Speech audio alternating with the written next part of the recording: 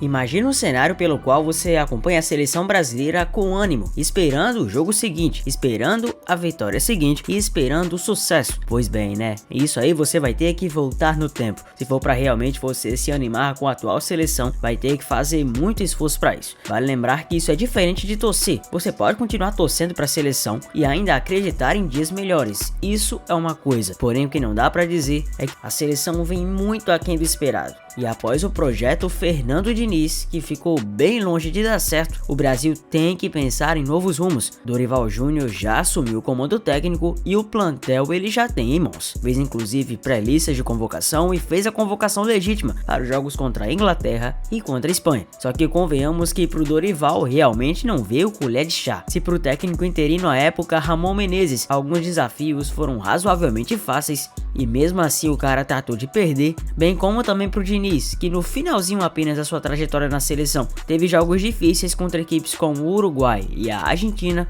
o Dorival Júnior terá logo pela frente seleções europeias. Digamos que não em seu auge, mas sabemos muito bem que dão trabalho, principalmente pelo peso da camisa que ambas têm e pela maneira também como podem amedrontar de certa maneira os jogadores, apesar de ser apenas um amistoso. Então, de que maneira o Dorival vai se preparar para esse confronto tão esperado? Ou melhor dizendo, será tão esperado assim? Dorival ousou em algumas escolhas, e é por isso que você vai ver agora qual a provável escalação da seleção brasileira para enfrentar a equipe inglesa no primeiro amistoso desse desafio. E para que você não perca nada, claro, só peço para você deixar o like e se inscrever no canal, pois são vídeos como esse que impulsionam o Zefut a continuar indo cada vez mais longe. Se a escalação da seleção para pegar a Inglaterra ainda é um mistério, podemos cravar que Rodrigo será o titular. O jogador do Real Madrid foi o escolhido para vestir a lendária camisa 10 nessa data FIFA, quando terá pela frente ainda a Espanha, terça-feira, no Bernabéu. Será a quarta vez que Rodrigo Raio veste o número que foi de Pelé. No ano passado, quando o Neymar não esteve presente, o escolhido também foi ele nas partidas contra Marrocos, Guiné, Colômbia e Argentina. Vini Júnior, que vestiu a 10 no amistoso contra Senegal, quando Ramon Menezes não teve à disposição nem Neymar e nem Rodrigo, usará a 7 contra ingleses e espanhóis. O número é o mesmo que utiliza no Real. De volta à seleção, Paquetá será o 8, enquanto Richarlison reassume a 9 e Rafinha fica com a 11. A relação completa será divulgada pela CBF mais próxima do jogo. Pois bem, agora que eu contextualizei mais ou menos quem vai ser o camisa 10 e tudo isso, vamos ver de fato qual será a escalação da seleção, pelo menos a mais provável para enfrentar os ingleses. Digamos que em relação à seleção brasileira que nós estamos acostumados, há muitas mudanças significativas e por isso eu quero que você analise ponto por ponto. Primeiramente, em relação ao gol. Na Copa passada, por exemplo, tivemos os 3 convocados por Tite, 3 nomes que não estão presentes nessa convocação, mas não é porque também o Dorival quis mudar e inventar. Ele não quis fazer a roda, simplesmente. Isso aconteceu porque o Everton não vem numa boa fase, já que era o terceiro goleiro da época, e jogadores como o Alisson e o Ederson acabaram se lesionando. O Alisson primeiramente, já que teve um desconforto jogando pelo Liverpool num treinamento há mais ou menos de 1 a 2 meses atrás e assim teve que ser cortado dessa convocação, assim como também o Ederson, só que dessa vez em um jogo, curiosamente contra o próprio Liverpool também. Isso fez com que ele fosse afastado. Com isso, o plantel de goleiros tem o Bento, o goleiro Rafael do São Paulo e o Léo Jardim do Vasco. Lembrando que Bento e Rafael estão brigando pela titularidade, mas hoje o Bento é o favorito a tomar a camisa 1 e ser o goleiro de ofício e de direito justamente contra tanto a Inglaterra como a Espanha. Há alguma dúvida até se o Dorival vai colocar o Rafael contra a Espanha e o Bento contra a Inglaterra para dar a rotação aos dois e dar oportunidade a ambos. Não sabemos ao certo como acontecerá em relação a isso, mas que o Bento é favorito, sim. Certifique-se de que isso é verdade. Primeiramente, nas laterais não tenho o que dizer, porque a gente sabe muito bem que estamos em uma posição de escassez. Antes, aquela lateral sempre povoada por grandes jogadores, como claro, Cafu, Roberto Carlos, só gênio da primeiríssima qualidade. Hoje podemos dizer que a vaga está muito mais escassa de talentos geracionais ou de jogadores que podem preencher muito bem o espaço. Porém, a gente vai com o que tem, não é mesmo? Então, o Danilo, que é sempre figurinha carimbada nos jogos da seleção brasileira, ou pelo menos na Copa do Mundo, novamente foi convocado após passar algumas convocações de fora. Ele atua pela Juventus, já passou por várias equipes de grande porte como Real, como Manchester City, além de ser revelado por aquele fantástico Santos, e apesar de não encher os olhos, é um lateral comprometido com a marcação e dentro dos padrões e moldes da seleção de fato não não há muito o que discordar. Já no lado esquerdo temos o Wendel, assim como vários nomes que estão surgindo na amarelinha. Se você não ter uma descrição dele, provavelmente não vai saber quem é ou tampouco como ele joga. Mas calma que aqui você tem o cara que vai lhe dizer. Conheça melhor as características do Wendel do Porto, mas calma que é rápido. Desde 2021, pertencente ao Porto, o jogador já tem 93 jogos com a equipe, com 6 gols e 8 assistências. Entre momentos de oscilação em titularidade e banco de reservas, nos anos atuando pelos Dragões, o jogador demorou para pisar no acelerador, mas teve um momento monstruoso e iluminado, com 5 participações em gols em 22 jogos na temporada. Ele consegue mesclar características tanto ofensivas quanto defensivas, e vale lembrar que não é a primeira vez que o Wendel é chamado para defender a seleção.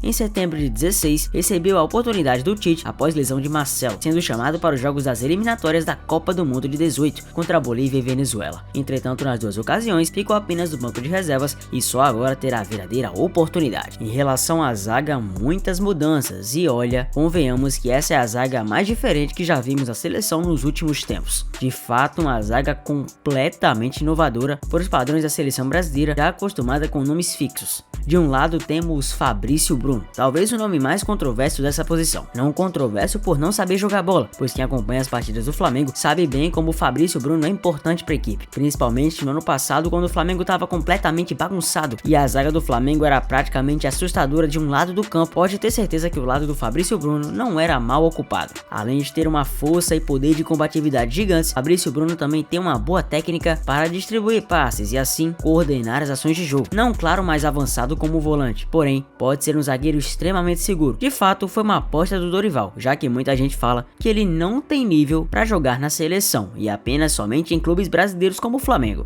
Ainda jovem, ele conseguiu uma carreira meteórica. Inicialmente sendo mostrado para o mundo revelado no Cruzeiro, ele jogou no Bragantino e foi a partir daí, lá na equipe de Bragança Paulista, que conseguiu grande destaque, sendo chamado para o rubro-negro e assim ganhando notoriedade. No outro lado do campo temos Lucas Beraldo. O Beraldo, por sua vez, dispensa comentários pelo que fez no São Paulo. Sendo uma das principais revelações de longe do futebol brasileiro, Lucas Beraldo conseguiu ser um back sinistro. A Copa do Brasil de 23 do São Paulo muito tem a assinatura dele, bem como também grandes atuações no Campeonato Brasileiro que fizeram o tricolor segurar as pontas e sair do risco de rebaixamento. O Dorival fez o Beraldo ter mais atuações, mas ele surgiu no São Paulo ainda sob o comando do técnico Rogério Ceni e desde cedo chamou a atenção por sua grande responsabilidade, tanto de comandar a equipe no gogó, ou seja, dar instruções para a equipe, sendo praticamente um cara que não sente a pressão em momento algum, bem como também de seu posicionamento absurdo. Isso fez com que o Paris Saint-Germain o contratasse, e se você perguntar para qualquer francês o que ele vem achado do Beraldo, isso se um dia tiver a oportunidade de ir para Paris, eles vão elogiar muito, e provavelmente o Beraldo daqui a um tempo pode ser um ídolo dos caras. E olha que brasileiro para ser ídolo lá é difícil, hein? Neymar que o diga. Enfim, de toda forma, sabemos que o Beraldo tem potencial. E como eu já havia falado em vídeos anteriores aqui do canal, se você já é mais assíduo, eu havia falado que ele seria a provável aposta do Dorival. Principalmente porque o Dorival Júnior tem muita confiança no cara e depois porque ele vem justificado as presenças.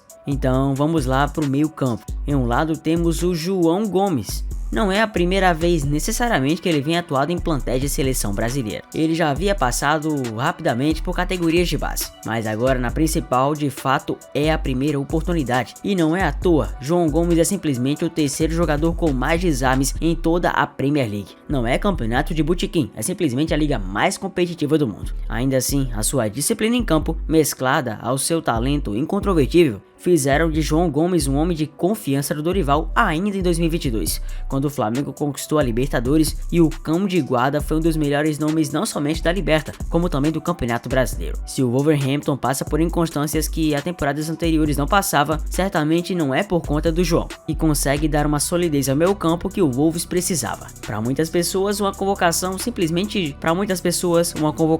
injusta, para outras justíssima, e se me permitem dar a opinião, justíssima para mim. De fato, um dos jogadores menos contestáveis nessa convocação, na minha opinião. E enfim, quem aparentemente vai ocupar o centro disso é Bruno Guimarães. A parte central do meio campo pode ficar com o jogador que consegue atuar na volância, bem como desempenhar funções mais avançadas. Bruno Guimarães já é uma figurinha carimbada da seleção, já foi até convocado para a Copa do Mundo de 22. Há muito tempo vem sido constante, tanto na época do Atlético Paranaense, como também na sua mudança para o Lyon, bem como também sua autoafirmação no Newcastle, sendo um dos principais volantes não somente somente da Premier League, como do mundo. Muitas pessoas defendem a tese de que jogador da Premier League não merece titularidade. Já eu defendo a tese que jogadores que estão em melhor momento devem ser. Achar que jogador não tem sangue ou brilho por atuar na Premier League é simplesmente desconhecer a realidade e virar o olho, pois sabemos que a Premier League exige muito dos seus jogadores, e se ambos estão sobrando lá, é sinal que estão acima da média. Essa ideia de que jogador bom somente é formado em futebol brasileiro gerou consequências danosas para a seleção, como por exemplo o 7-1.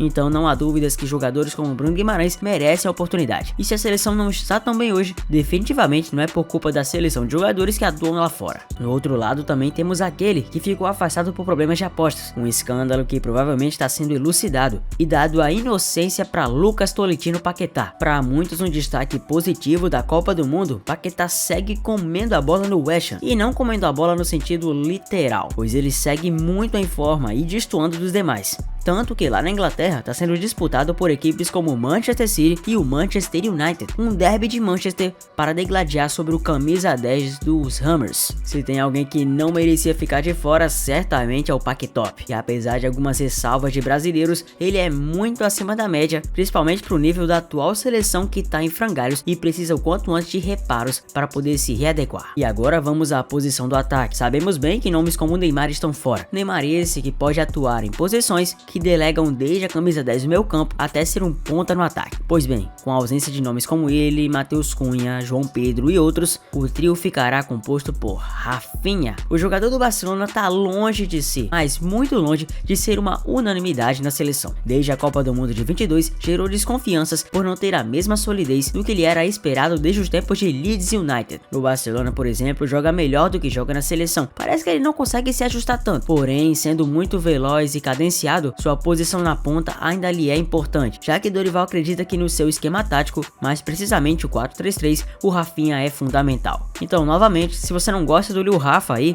olha, você vai ter que aguentar mais uma convocação. Vale lembrar que, claro, na seleção brasileira, um jogador não pode ter infinitas chances achando que isso vai ser para sempre. Talvez seja uma das últimas e grandes chances do Rafinha mostrar para que veio. Mais centralizado temos o Raio, o Rodrigo, não exatamente como atua pelo Real Madrid, já que para ele é incumbida a função das pontas, tal qual o Carlo Ancelotti gosta. Ancelotti às vezes também pode acioná-lo como um camisa 10, um jogador mais centralizado e que não fique necessariamente nas beiradas do campo. Porém, o Raio sabe muito bem do seu potencial e principalmente como pode atuar nessa nova faixa do campo da seleção. Ele atuou por muito tempo assim no Santos e em temporadas anteriores já fazia esse papel no Real. Convenhamos que técnica, talento, condução de jogo, tudo isso o Rodrigo tem de sobra. Resta saber se ele terá oportunismo para atuar nessa posição. Com a carência que a seleção tem notória de centroavantes ou de nomes que possam fazer isso, resta colocar o Rodrigo aí e ver no que dá. Mas claro que o Dorival, que já conhece o Rodrigo de outros tempos, vai saber como planejar e arquitetar essa formação que privilegia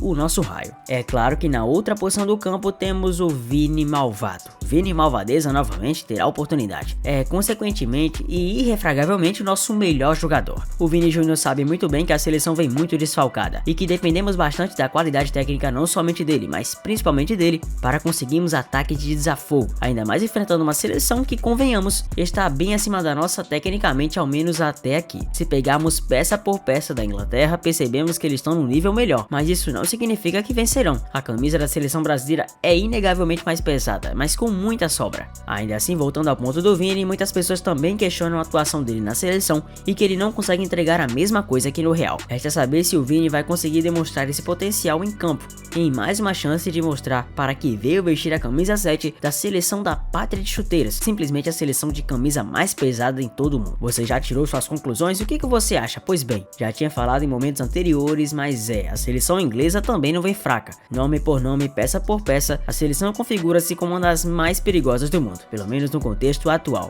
Mas você já sabe das peças que o Brasil aguardará? Eu já havia listado algumas, então vão aí algumas mais importantes, alguns jogadores que crucialmente podem colocar medo na seleção. Em relação ao gol, os ingleses não devem a ninguém. Os três principais goleiros convocados até então são o Jordan Pickford, Sam Johnstone e Aaron Ramsdale. Em especial, o Pickford vem ganhando destaque não de hoje, já é conhecido por suas defesas impecáveis, praticamente daquelas de tirar o fôlego. Quem nunca escutou essa daqui, ó?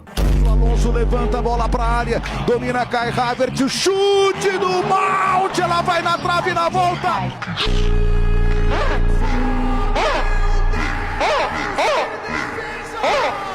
E é claro que não podemos deixar de mencionar alguém que ultimamente foi jogado pelo meio campo, mas que fora a parte, joga na parte defensiva também, de acordo com o que o treinador da Inglaterra vai querer fazer. Trent Alexander-Arnold, uma visão de Lince que poucos jogadores do mundo conseguem aplicar jogando bola, um talento absurdamente e especificamente geracional, que é simplesmente para muitos o melhor da posição e que de longe é o jogador mais genial tecnicamente ao lado de Mo Salah dessa própria equipe do Liverpool. Tem que ter muito cuidado com os aprimoramentos do Arnold, não se sabe ainda se ele vai atuar a tempo ou se vai conseguir jogar contra o Brasil, mas se de fato ele jogar, todo cuidado é pouco com esse camisa 66. E se eu tô falando da meiuca pra frente, olha, são tantos nomes que o cuidado tem que ser redobrado. Não podemos deixar de mencionar o meio campo sem ele, simplesmente o terror de todos, o Bellingham. Estou falando, claro, do Jude Bellingham.